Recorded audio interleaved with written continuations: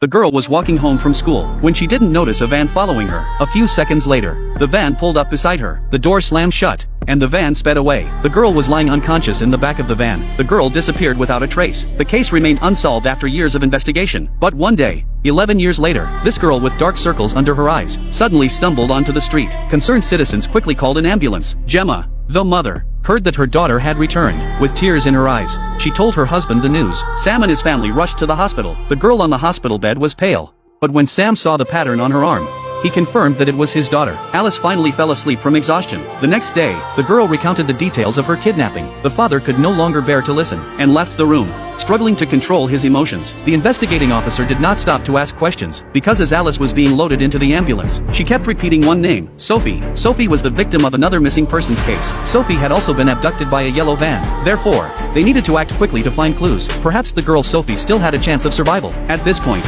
Alice looked distressed. She did indeed know Sophie, since Sophie was too stubborn to comply.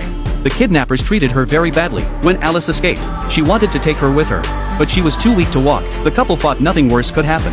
But reality always defies expectations. A nurse informed them of the test results. Alice had stretch marks, which meant she had given birth before. The police launched a large-scale search in the forest, based on Alice's escape route, but ultimately found nothing. Alice eventually returned home. Gemma comforted her daughter and urged her to rest early. After her parents left, she fidgeted with her fingers, and a strange